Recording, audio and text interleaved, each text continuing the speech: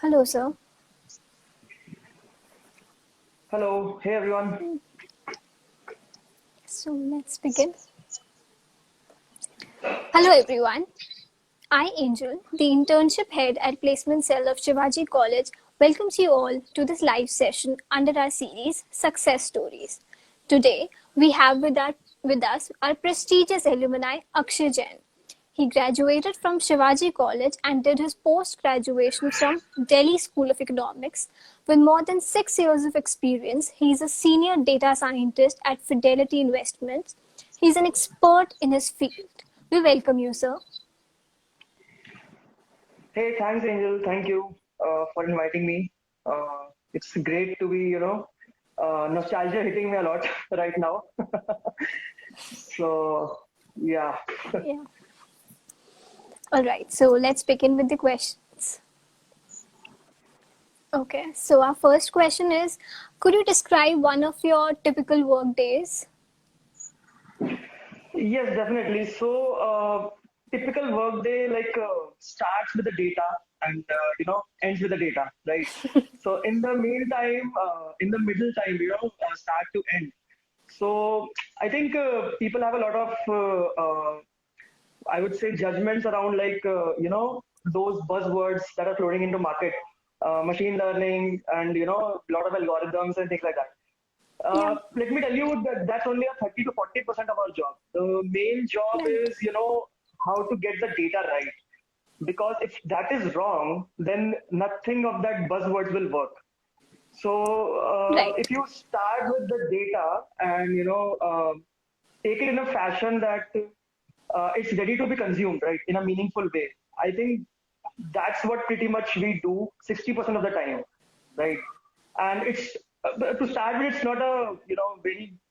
It looks basically I don't like that much, but it's acquired taste, I would say. And when you feel that importance of the first step, then you start to get it hang of it and taste in a better way. It is very good after some time when you feel that important aspect of it.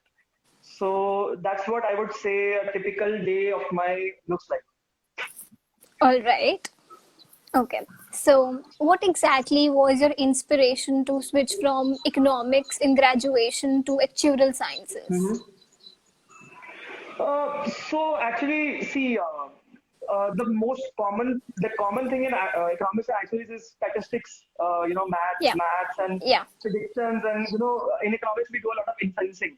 We do a lot of Hmm. inferences, Yeah. like this variable is impacting this impacting this, and things like that. And actually, this is also very much related to that. So from the start, I was not into that actuarial kind of a world, but it was kind of related. I am a so from starting, I am a big nerd for mathematics and statistics. I would rate myself as that. I would call it in that way. So uh, I thought just okay, I can give some papers and things like that. But I never wanted to join completely like pure actuaries. That's what I had in mind. Just gave papers and things like that. Yeah. Okay. So we know that you graduated from Shivaji College and did your post Mhm. graduation from Delhi School of Economics. Both are very prestigious institutions. So could you describe your college life in both these campuses? So one major difference is 20 days of study in a semester in Shivaji College and only 20 days of rest in Delhi School of Economics. Okay. So, so the life completely turned like completely like 180 degrees in like switching from Shivaji to Delhi School of Economics. Uh, but you have to be determined, right? First, when you go to from a chill environment, right? Your professors were teachers in Shivaji were so supportive and so chill out. But in Delhi Yeah. School of Economics, even the professors were very good. Nothing on that sort, but uh, it's a lot of pressure. It's a pressure cooker, and you have to cope up. So I in Shivaji College I had a like very good social life. I would say Yeah. like reading, getting to study only 20, 20, 30 days before the semester exams, but Delhi Slavai completely changed. It turned me into a nerd actually. Those 2 years, I was not Okay. that kind of a person. So Shivaji So was more yeah, fun. yeah, I would say yes. Definitely, Swaja was more fun. But from career point of view, I think DSC Yeah. turned it completely. So Right. yeah. Okay. So, data science and economics are not specifically related to each other. So, was there any specific reason that you pursued your master's in economics? As I already mentioned, right, mathematics is a huge part of economics. We don't Right. do that Yeah. actually in graduation. We don't do Yeah. that in graduation. But when I when I got into DSC, at some point in time I was feeling that it is more of mathematics, masters of mathematics than economics, right?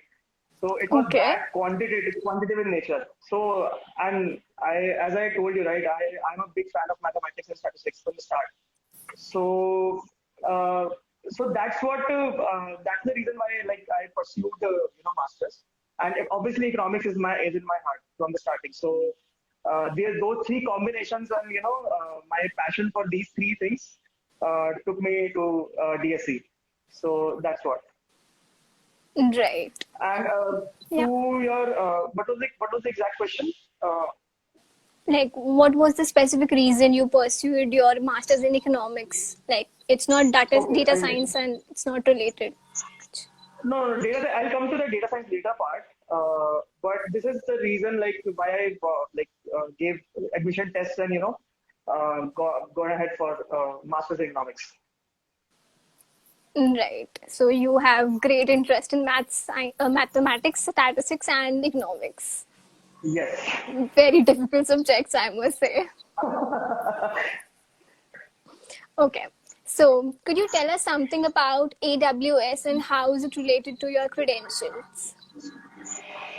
Okay, so like right now, if the world of data science is changing a lot. So previously, companies used to let's say had have their own infrastructure. Let's say you want to Yeah.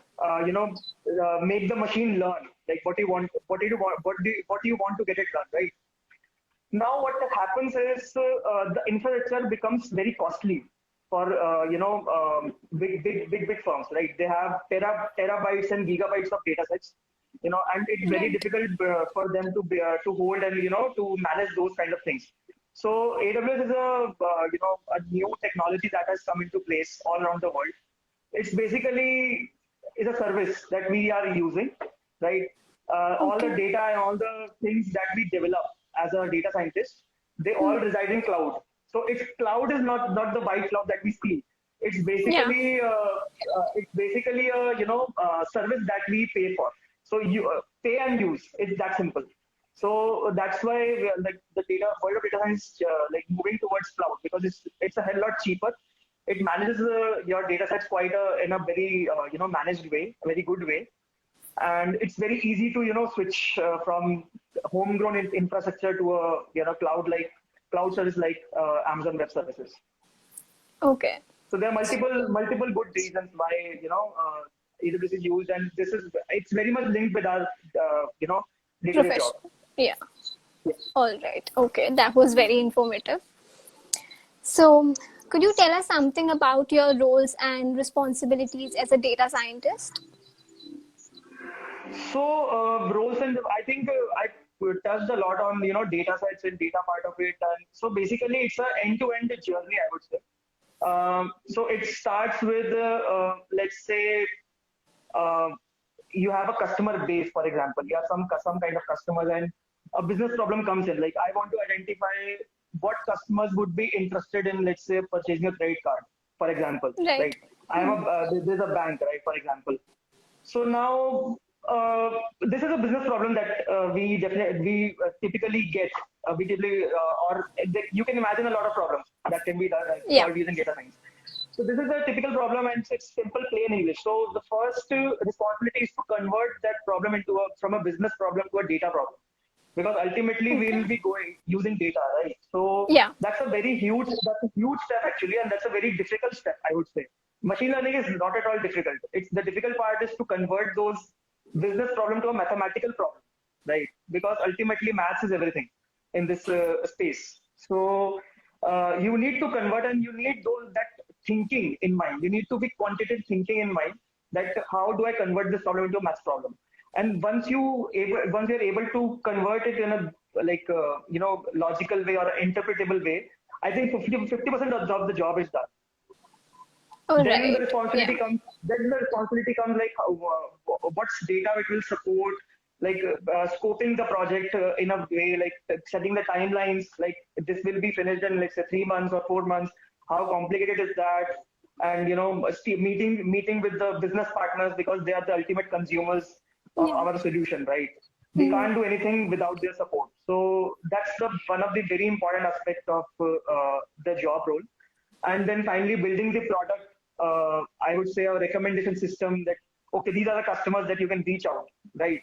And they have very high, you can say, chance. If you approach them, they will definitely go for a credit card and things like that. So ending building a solution, then going for its usage point of Mm. view, like from the usage, how it is doing. And so it's basically a very holistic end-to-end journey. And as a data scientist, I play roles in different aspects of this journey. So that's what I do That's for great. this. All right. So there are so many certifications that you have in this field of data science. Mhm. So which course have you been like the most useful to you in your profession? Okay, so I think in today's and world, a lot of people going for a lot of courses on data science and things like that. Uh, in my experience, I would say it's more of a skill than a degree. It's more of a hunger to learn, actually, because what happens Definitely. is this kind of data science technology is getting obsolete day by day. Getting new every day. Like for example, big firms like Google, Facebook, and they have a pretty vast research teams that publish papers. Like in economics, there are research papers. In data science, also there are research papers that they publish. And Okay. but a new technique that comes today can be obsolete in next day. It is that changing. Yeah. So a degree or a certificate will not do the job here. Your basics, your maths 101, stats 101. Those are the two things I would say that are required. And third thing is the computer skills, how you can program, your ability to code things in a efficient way. Those three things are mandatory. No matter what, if you are doing it in your masters, your graduation, or like any kind of course. If you are good at it, and if you have the hunger to learn, to update, keep yourself updated on a day-to-day basis, reading a lot of papers and practicing. That's what is, I would say, essential to this. I don't think I've done some courses, but I did on need basis, actually. Like if this is required, Okay. okay, let's do this. I can apply this on my work. That's what I did, is completely on need basis. It's more of a skill than a degree. All right. Okay. So what according to you are the basic practical qualifications that one should absolutely have before pursuing this field? So first of all, interest is the one major thing in this. Definitely. Yeah. First of all, because if you don't, if you're going through, let's say, because of the buzz in the market of data science, I am not sure people would be able to succeed, right? Yeah. You need to be hungry and you need to be interested, first of all, then any other thing. And second thing, as I already mentioned, maths, stats 101. You need to be clear on the basics. Like on the finger, you need to have those things on the fingertips. That's the best thing. That's the best and the most challenging thing. Right. So hunger to learn is something which is very important. Exactly. All right. So what tools do you use on a regular basis? So on a regular basis, I use majorly two tools. One is structured query language. I'm not sure if people have heard of it. It's SQL, Okay. simple select Yeah. star and things like that. and second thing is Python. So, and those are the two basic tools that any typical data scientist you use on a day-to-day basis. So these that's what I would say in this two tools. All And right. you need to be a good at coding. You need to be good at coding. It's not a no, it's a non-negotiable skill. You need to be All good. right. All right. So could you just explain more about some brief information about the tools you use, like other than the names? So tools are, I would say, only a medium, to get your ideas to computer. That's it, right? They're just medium. Today is Python. Today is any language. Like in Yeah. economics, we used Stata. There is C++. There are lots of languages available, right? But Okay. nowadays, we are using like everybody is using, I think, Python, and Yeah. it's very easy to learn. It's very easy to learn. If you are working on that language like 8 hours a day, I think you can be proficient in like 2 to 3 weeks. It's not Okay. it's not that difficult. It's not that difficult like C++ and things like that. But Right. too much in focus on language and not on the basics. That can also create a problem because today is Python. Maybe tomorrow there is another language coming up. Right? Definitely. Yeah. The language can also become obsolete. Like right now it's Python. Who knows? Like what is next day? So it's just a medium to code your maths into computer. That's it. Okay. All right. So moving on, what did your job entailed when you worked as a deputy manager at Axis Bank? Okay, so in Axis Bank, I actually learned how economics and data science are related. So most of the people think that economics and data. Oh, you switched from economics to data science. How did that happen? How did Yeah. a miracle happen? You should go into some economics research and things like that. So my typical answer was like, it's not like that. It's not like Okay. that. These two are very much related. All Only right. the terminology is different. The terminology that we use in economics and data science is different, but we are doing exactly the same thing. So in Axis Bank, I got a lot of exposure to the basics and like how data science projects work, and managers and superiors was amazing to help me out on all the sort of things. So that's really kicked off my journey actually. Otherwise, it would have been very difficult. Okay, that's really nice. So, do you have any advice for students who are searching for internships and jobs in this field who want to pursue it further? So first, before even going for internships, then first of all evaluate your interest, evaluate your Yeah. skills. That if you have those kind of skills, and if you don't have, then but interest you have interest but you don't have skills, then like brush up those things, the basics that as I mentioned in this interaction. Yeah. So and then like if you're at that point, then basically just go like head in the market, apply, and one challenge would be data science internships are typically more than 2 months. Like in my Yeah. organization also, it spans across 6 months. So that Okay. becomes a challenge for A lot of students students. like Yeah. a lot of students. Yeah. Uh, so look out for opportunities, but first of all, even before going to that route, evaluate your interest, because if the interest is not there, then you'll quit. It's damn pressurizing at some point of times if you don't have Okay. interest and you don't have hunger. So a lot of people want to move to data science. I heard a lot of like chartered accountants and people from different fields. They just want to get into it, but I have some examples where they just going and follow the buzzwords, right?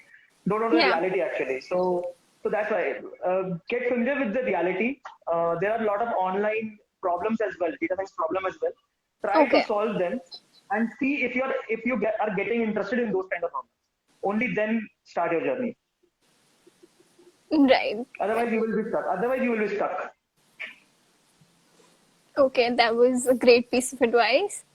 So, did you face any challenges during your journey as switching from economics and to data science or anything like that? Yes, definitely. There are a lot of, but I think a lot of challenges. So, data science actually, it's a mix of a variety of fields, right? Okay. No single degree can justify, what you can do in this. No single degree.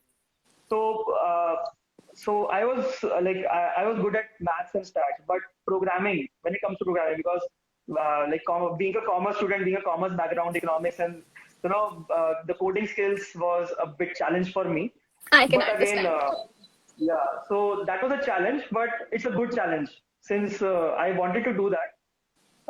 So I think that was one of the major things that major challenges that I faced to program, and you become a you can say become you have to become an engineer. Think of an engineer, right? Not from a Okay. commerce perspective. Yeah. When you're solving the problem, become a commerce student. But when you are coding, become an engineer and switch it immediately to engineering kind of a stuff, right? So it's a mixed bag of both. That's why I said earlier, right? It's more of a skill than a degree, and I support it completely. Great. I really agree to that. So, last question from my side. So, are there some insights that you would like to share with all the undergraduates? So one piece of advice is, follow your interest. First of all, Yeah. evaluate evaluate all like multiple. You can have multiple interests, right? First of all, Yes, evaluate definitely. and also if you are interested, you will never get bored. If you are doing something and you are interested in this, you will never get bored of what you are doing. So follow your passion and take your interest and convert them into your profession. Right? That will definitely be give good returns to you. That's all I can say. To my advice to all the students Very well out said. there. Thank you so much.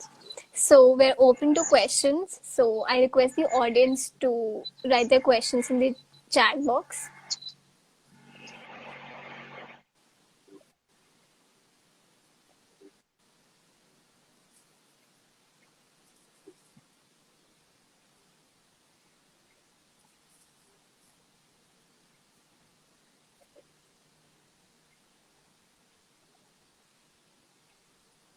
You guys can uh, write down your questions and we'll get back to you.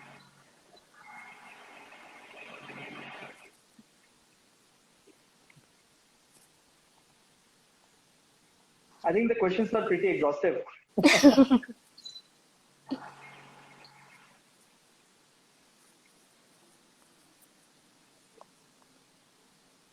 But I can see the chat box is flooded with great session and informative. Okay, so we have a question from Dipesh. So, did you have any interest in coding while you were doing commerce stream? Yes. I remember my school days in 11th and 12th.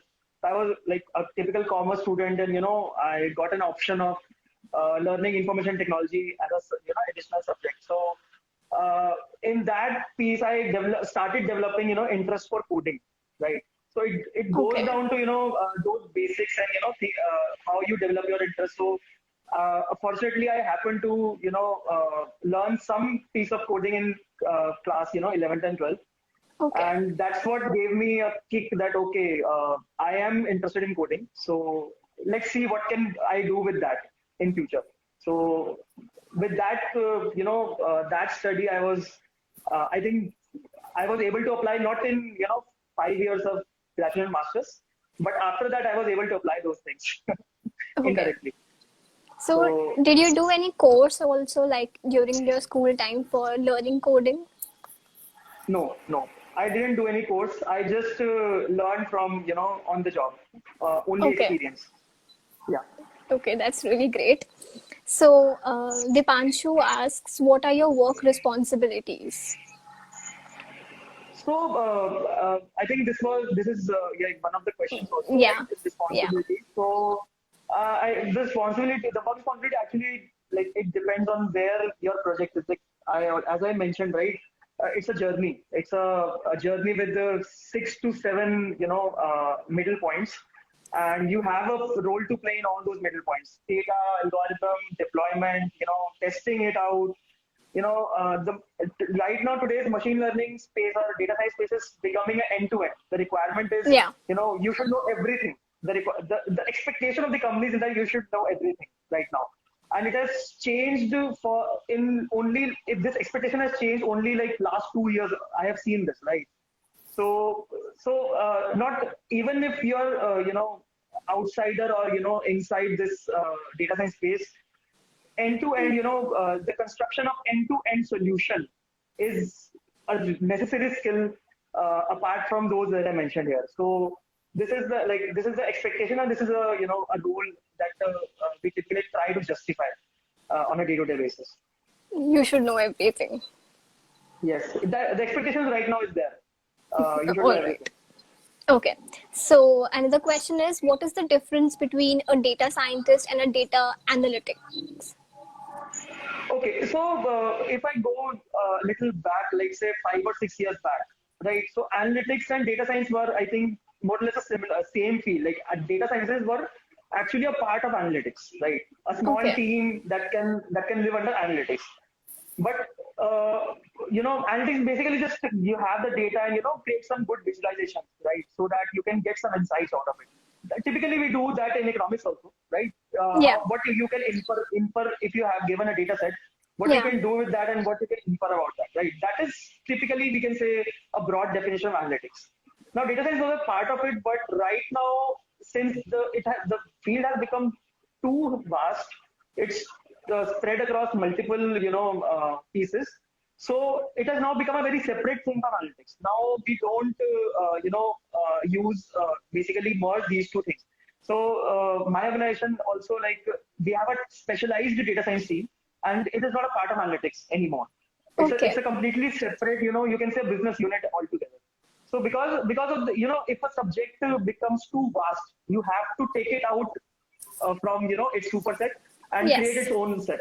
That's Definitely. what that's also like data science field is also following the same pattern because of its applications, and people unknowingly interact with data science on a day-to-day basis. They just don't realize it, right? But Yeah. unconsciously we interact with a lot of data science happening in the world. Like for example, Google. If you write something on Google, you get some uh, uh, future phrases that you can use as a searcher Yeah. can use. Recommendations.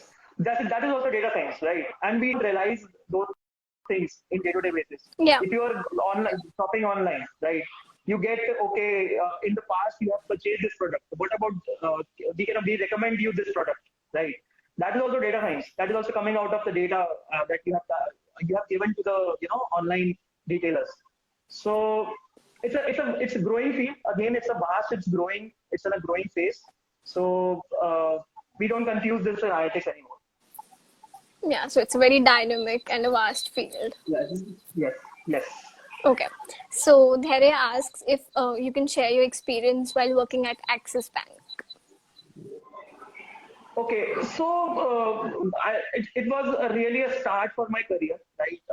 Yeah. I just had I just had like interest in data science, pursuing data science, and all that stuff, but didn't have any practical experience. So Access really gave me that on ground reality, like what is machine learning, what is this, what is that.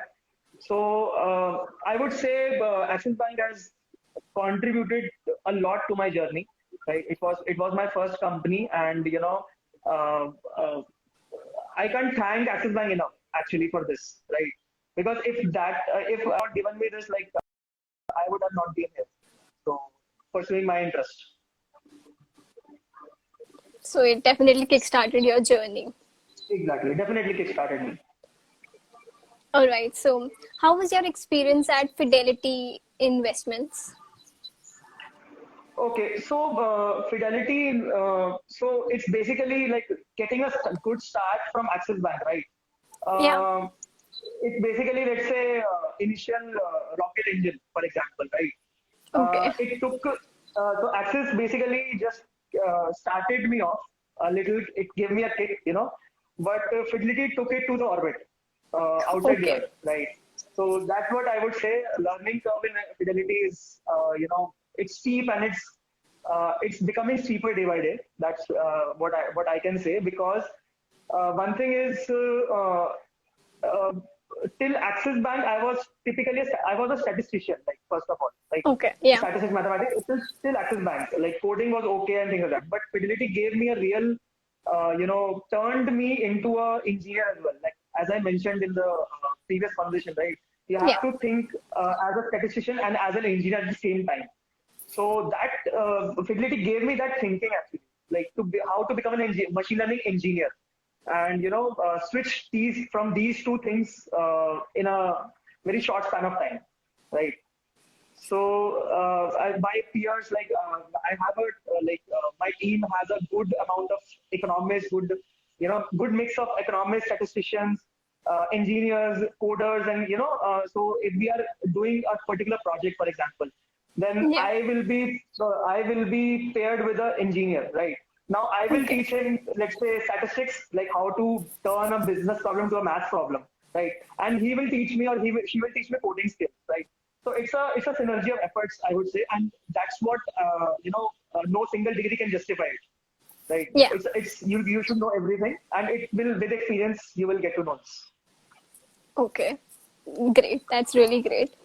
So our next question is by Ananya Sabu. So do you still keep learning new things about your field? How do you keep up with all the changes that go on, as data science is a very dynamic field, you said? Yes. So again, hunger is the first thing, like thirst for learning, and we definitely look out for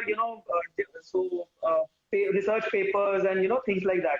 We try to innovate our own algorithms as well. Let's say you heard a lot of algorithms and machine learning things going in the very fuzzy kind of things. So we try to keep up with the learning by reading papers first of all, like what is getting published, and what is getting state of the art publications, and just search on Google and you will get to know all the algorithms that are published today. And when Yeah. you go next day, then you will get a separate set of algorithms that are published, that are in trend. So a complete dynamic field. So you have to be dynamic in your behavior as well to cope up with the this environment, this data science workplace. Yeah. So you should always keep learning. Yes, keep learning and keep applying as well, because Yeah. otherwise you will not get Very paid. If important. you keep on learning, you will not get paid. Okay. So what is your favorite data visualization tool? So I have not really used it like data visualization to an extent. It's more from analytics point of view. Data visualization is mostly done by data analysts and business analysts as well, business analytics. But I don't have any particular experience in visualization. So because my time goes in coding, uh, Yeah. so uh, sorry about that, but I don't have any experience in visualization. So there is no tool that I can recommend. All right. So I guess we're almost done with the questions. If anybody has any questions, they can put up. So before ending, sir, do you have any final piece of advice that you want to give? So keep learning, keep encouraging others, right?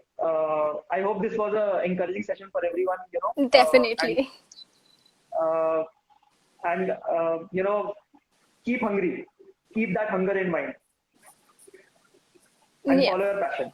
That's what. Those were some amazing advices. So I guess we're done with the questions. Thank you so much, sir, for joining in. Thank you so much for your time. It was indeed Thank a you. great session.